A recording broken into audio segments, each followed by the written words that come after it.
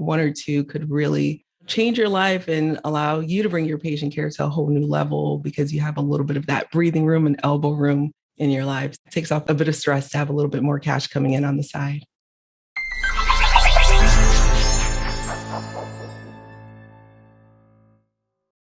Welcome to DocWorking, the Whole Physician Podcast. Thank you for being here with me today. And if you're a healthcare professional interested in living your best life and you're in the process of figuring out what that means specifically for you, you have come to the right place. At DocWorking, the Whole Physician Podcast, we bring guests who can make your life better starting today. Many of our podcast listeners and our DocWorking Thrive members have let us know that they're interested in entrepreneurship and creating multiple streams of income. And one of my favorite subjects is financial independence.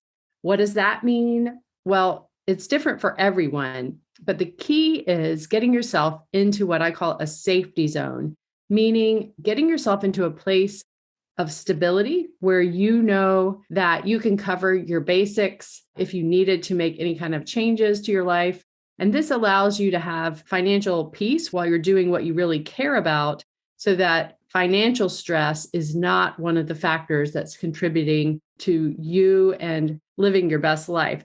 You can focus on what you really care about. So the guest that I'm bringing on today, I hope you'll find really interesting.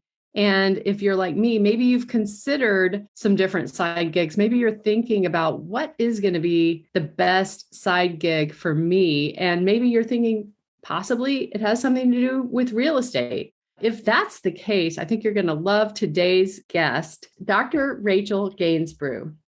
Rachel is a pharmacist, and she has a side gig, which is luxury short-term rentals. She helps busy medical professionals learn how to do this in a way that helps them to earn a side income while they're still working their day job. And she's been featured on Netflix and the Bigger Pockets blog. And we're bringing her here today so that we can ask her questions about how she has managed to do this. She's still working full time. She's a mom of 2 kids, a wife, and she's got a side business managing multiple luxury short-term rental properties. So Dr. Rachel Gainsbrugh, thank you for coming on the podcast with me today. Welcome to DocWorking, the Whole Physician Podcast.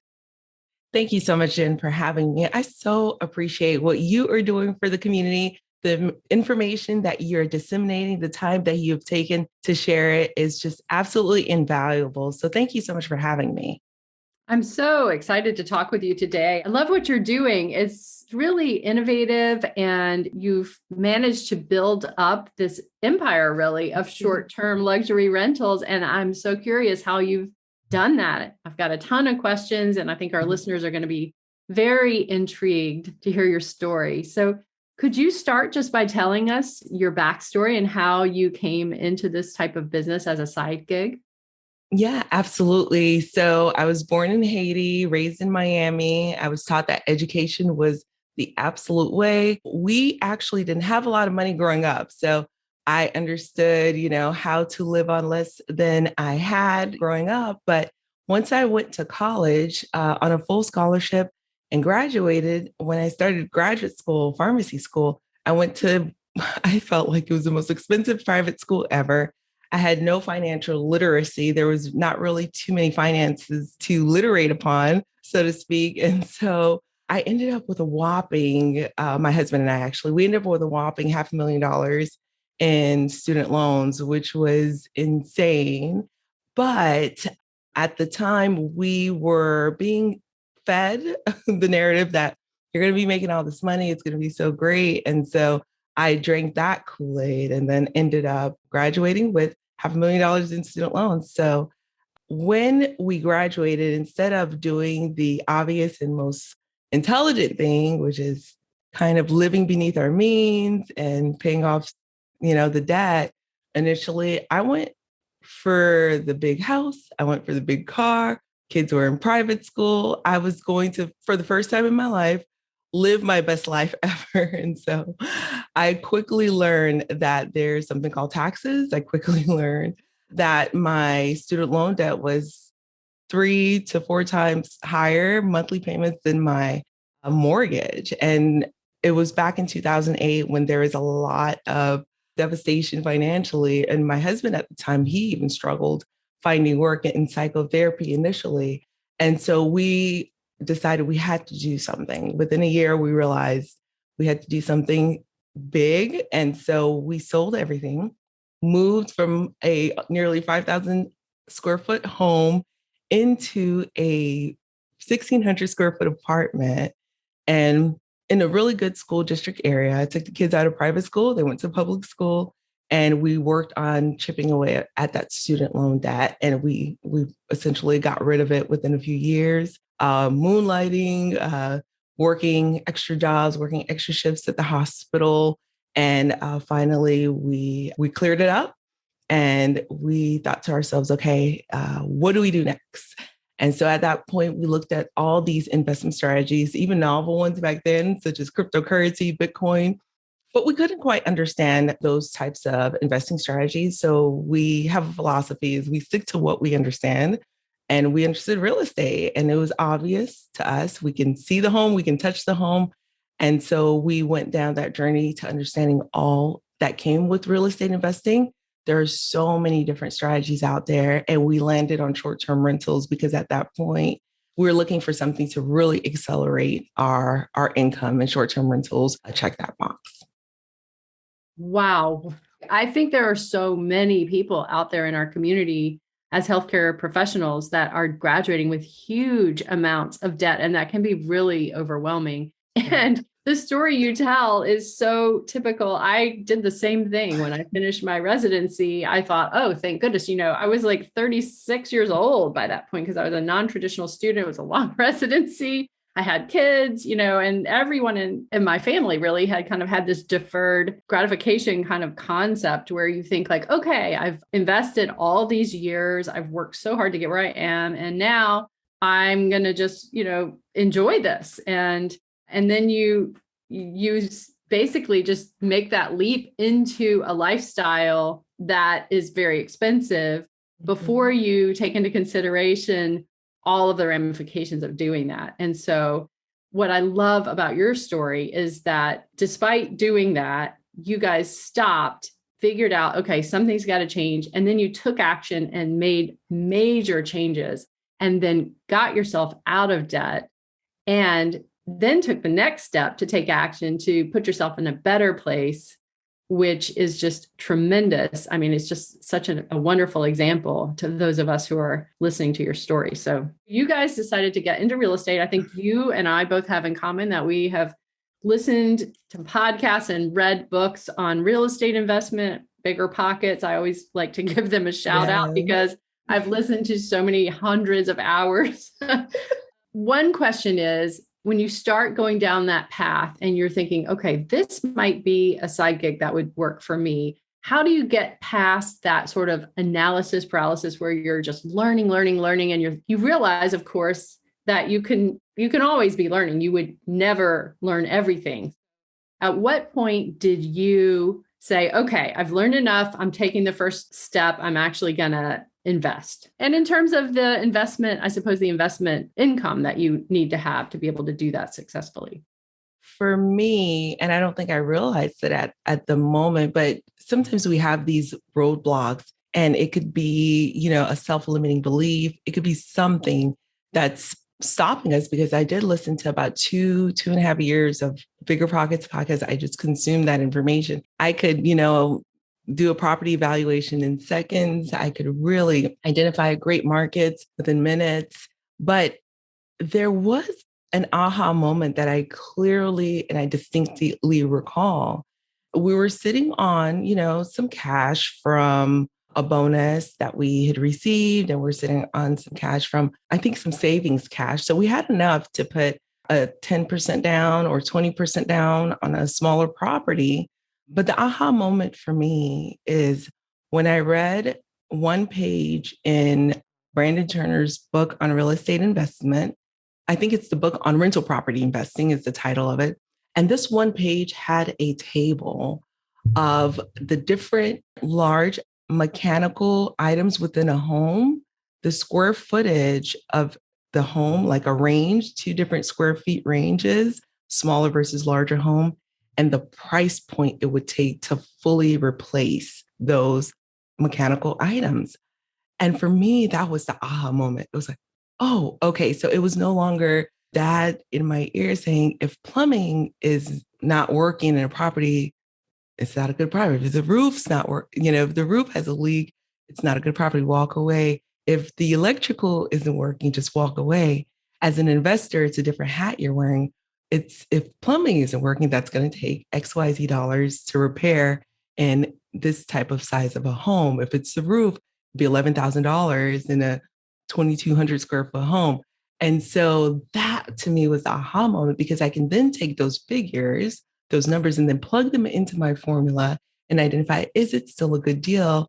Instead of being this nebulous mystery, oh, plumbing, roof.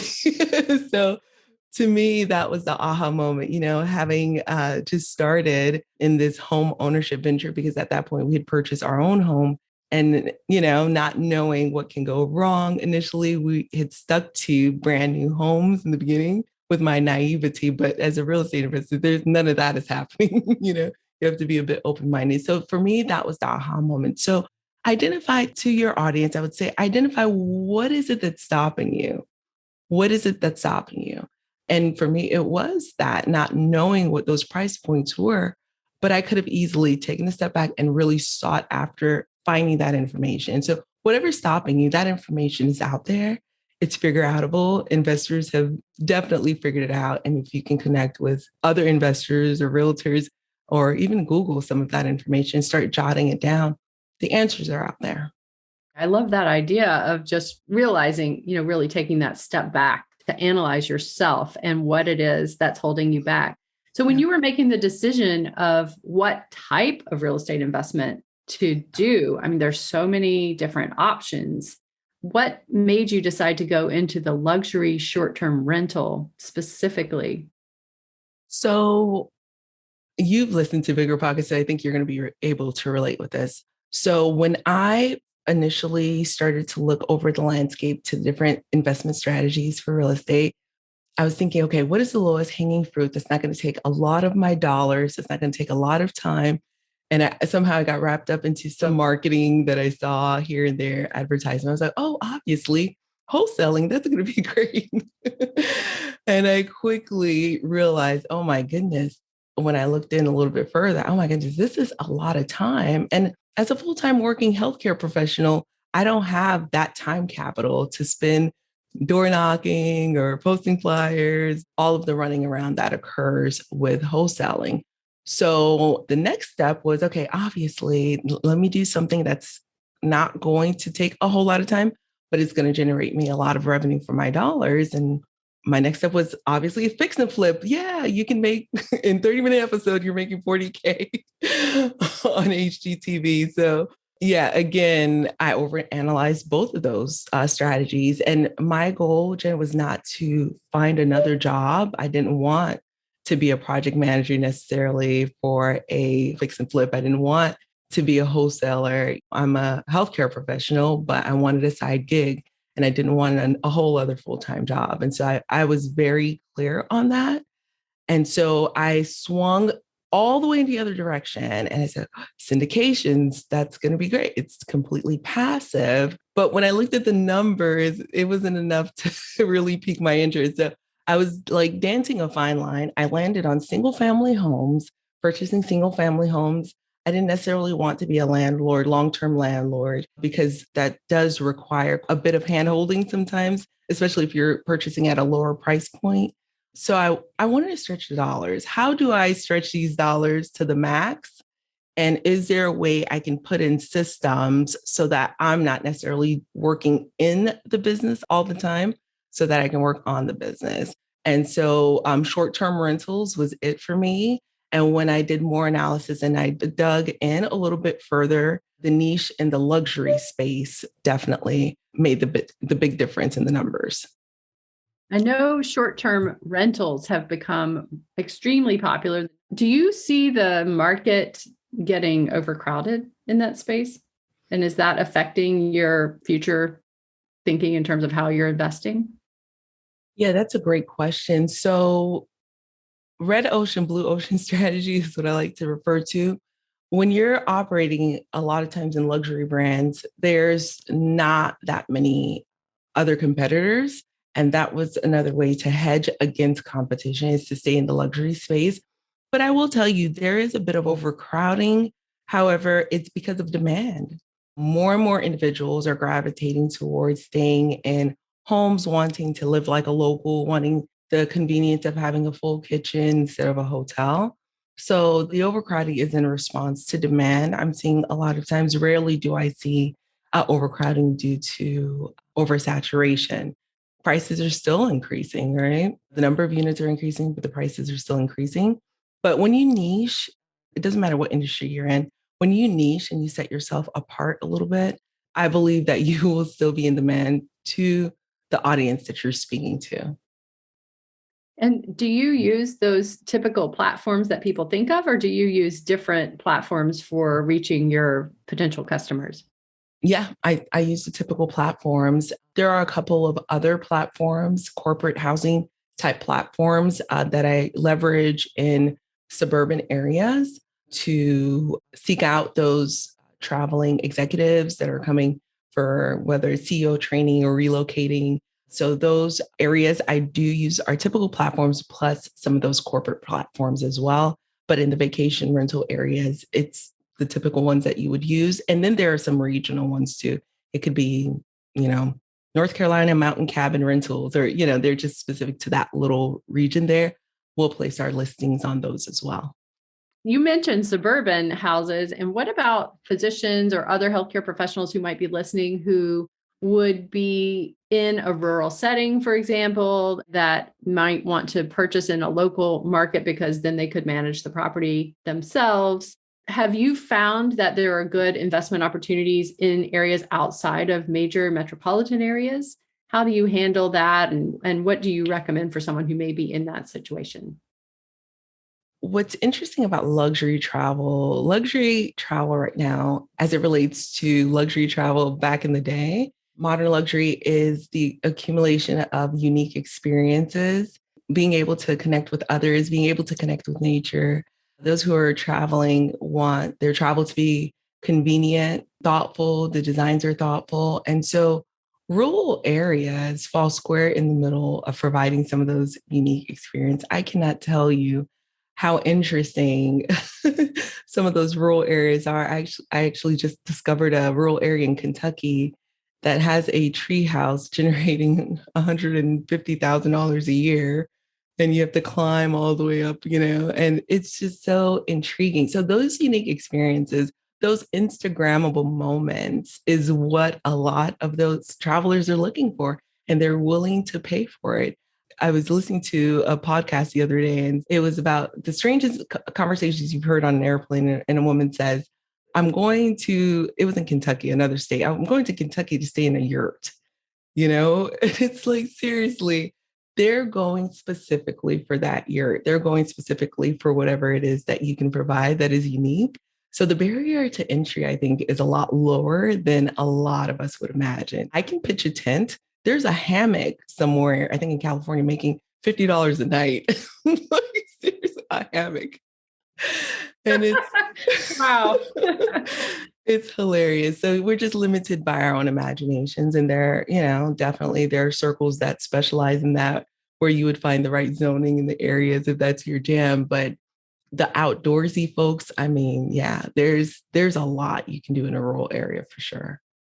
That's really exciting. So if I was listening to this again, like if you're someone who is sort of trying to think this through and you're coming up with these barriers in your mind, like, well, how would you prevent having people come in and have destructive behavior? Or how would you manage, a really detailed type of cleaning? How do you manage pricing? So would you mind just giving us an overview of how do you have a system for all of that? Have you figured out something that works, or do you just, take that on a property by property basis? How have you managed to do that and do it in a way that really isn't a full-time job in and of itself? You're absolutely right, because we specialize in larger homes, so 5 to 8 bedrooms. And a lot of the big myth out there for those who are actually in the real estate world is, oh no, don't do bigger homes. And you hear coaches saying that all the time, don't do bigger homes. The bigger the home, the more likely you will attract a party, which makes sense. And so I only do bigger homes because what I've found is that when I host multi-generational multifamilies, I have 4 or 5 paying adult units like uncle, aunt, siblings, grandma, grandpa. They're happy to split that nightly rate. And we charge anywhere from $900 a night to $2,800 a night. They're happy to split that. And it's still a great deal compared to getting a room block at a hotel. So I do larger homes. And so I am prone for parties, and I have never had a party or a rager or anything in my homes because there's ways to definitely vet your guests and pre-screen your guests. And so you ask for ID. That's one way. You make sure the ID matches up with their profile. You request a deposit. And another thing is sometimes in some areas, I don't allow locals to book, because locals, if they're looking for just a 1-day rager, they're going to book. And so 2-night minimums or 3-night minimums, if you're comfortable with that. Partiers typically just want one night. They're there all day. So you can deter that by asking for a 3-night minimum. If it's someone who doesn't have a lot of reviews on their profile, so they don't really have a track record, you don't know what they're going to do, you can ask for a security deposit refundable upon them keeping the place in, pretty good shape. I'm not saying they're going to clean it, but if they don't destroy it, they will get the deposit back. And it's pretty hefty, anywhere from 3 to 5K, which will definitely deter someone from partying because they want their 3 to 5K back. And immediately the conversation ends. They don't want to talk to me. They don't want to book. And so we have things in place. And to answer your other question, I haven't spoken with a guest or responded to a guest, I would say, in about 6 months. I have a couple virtual assistants who help me with that. So they copy and paste all of my responses to the same questions because guests tend to ask pretty much the same questions. So they have taken over that part of it. If there's something that is unique, they'll send that to me with their response and I can make a tweak to it and they'll send that to the guest. And when it comes to cleaning is really one of the most important metrics that I measure when my guests leave. There's a whole communication workflow the day after they wake up. Well, how was everything? Was anything missing? Let me know. I want those 5-star reviews and I want them to have a great time. So I'm taking that patient care into guest care. I'm always making sure that they're looked after and checking in on them. And so if they say, well, such and such was missing or such and such was, then, our cleaners and our runners get on top of it. We have a white glove inspector also. I love to use our military vets that are within the local area. They'll just walk over to the property. They have a little checklist of mine and they'll look through and make sure that everything's done correctly. And they can sweep up back porch if that looks like it needs to be done for 20, $30, 15 minutes worth of work. And they love it. And they're very picky and detail oriented, which I love. But the cleaners, they do upload photos after the clean. We have the white glove inspector. We have the guests let us know, what that looks like. And at the end of the week, I look at the cleaning metrics. And so I want greater than 97% 5-star reviews in the cleaning category. If we don't have that, then we start having conversations with the team. So KPIs all over again. What are KPIs? Key performance indicators. So for us, our key metric that we look at is the cleaning team reviews.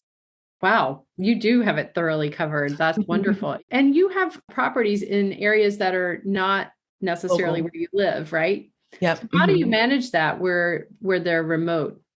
We have 18 properties in our portfolio. We own about half of that portfolio. We have another, 9 or so that have come from investors who want to do it, but they threw in the towel because you do want to have the systems in place. So you start with one and then you pretend like you're building an empire with that one because you want to make sure your I's are dotted and your T's are crossed. So again, it takes the team. Because can you imagine if I was hesitant about managing remotely, but I had to think to myself, well, if the plumbing goes out, well, I'm not the one who can fix it anyway. I'm going to have to pick up a phone and call someone. So just like I can call a plumber, I can call a runner. And a runner, it's kind of like a task person. There's an app called TaskRabbit. You just say, hey, could you go to the local store and grab me a blow dryer and drop it off at this place? And for $20, they'll do that. And good thing we have a lot of grocery delivery now. So I'll order a blow dry from Publix, the grocery store, and have it delivered to the property, along with a few missing knives or something like that. So that's really how we started off, leveraging the help of others. And we continue to do so. We've just built out a system to do it more seamlessly.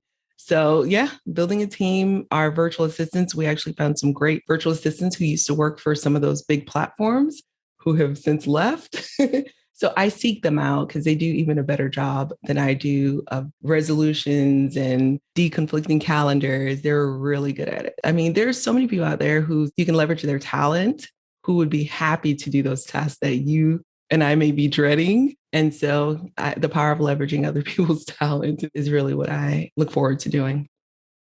Yeah, that reminds me of a previous podcast episode we had where one of our co-hosts, Dr. Gabriella Dennery, whose family is also from Haiti, actually, she was talking about how outsourcing can really be a way to help other people because you're giving people work.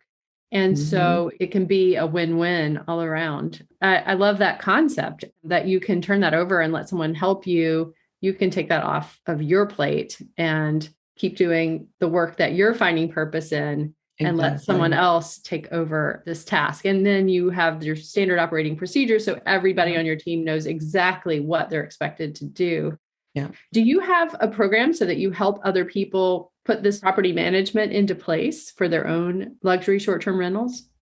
I do. And the reason I came up with one, because I really believe that we should be managing our own and not dissing any property managers, but I feel as though I'm a little bit more attentive than anyone else would be in my business. I'm going to own my business and just really take great care of it. And I find with a lot of property managers, they're juggling a lot of properties. And you sometimes wonder, are they giving my property priority versus the So to take that away, I really get laser focused on us managing our own properties. And I have a program where I teach others who are getting started with their very first one, or they're trying to get started with their next one.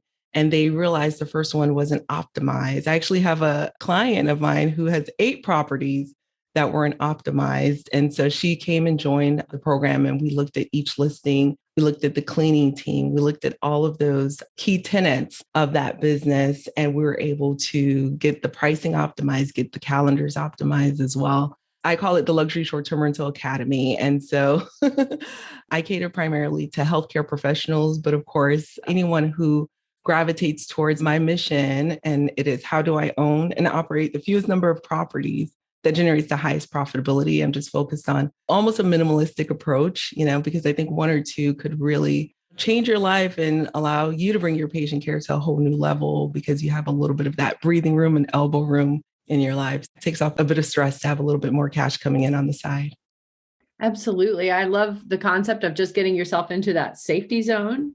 If you stop and think about what you need to be in a zone where you can just cover your basic expenses, then you can put a property number on that, for example, if that's what you choose to do. And then it doesn't have to be an unlimited number of properties that grows and grows and grows. It might just be 1 or 2 that could make a significant difference in your own peace of mind. So absolutely. Yeah. I love what you're doing. So how can people reach you if they want to learn more?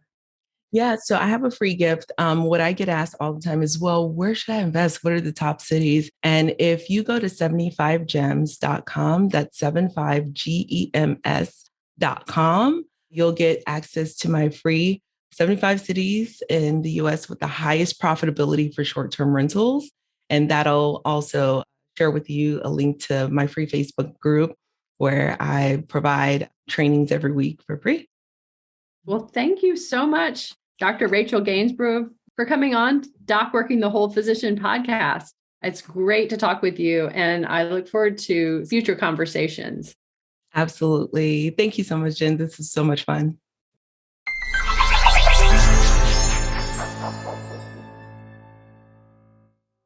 At DocWorking, we're here to help you maximize your potential on your own terms and help you live your best life. You told us what you need and want, and we built this for you. Whatever your journey is, You have options. You can choose to live the life you want to live. We see you. We get you. And now let's get you in the driver's seat of your own life so you can find purpose in your work and everything you do and every choice you make. Top executives, athletes, actors, all achieve greatness with the support of professional coaches. As a healthcare professional, you deserve ongoing coaching support toward achieving your career goals and living your best life as you define it on your own terms. We have created this specifically for you with CME credit at DocWorking.com. Please go to DocWorking.com and check out our quick Balance to Burnout quiz to see where you are on the Balance to Burnout continuum right now. The results might surprise you. Taking this simple first step may change your life for the better. And until next time, thank you for listening to DocWorking, the Whole Physician Podcast.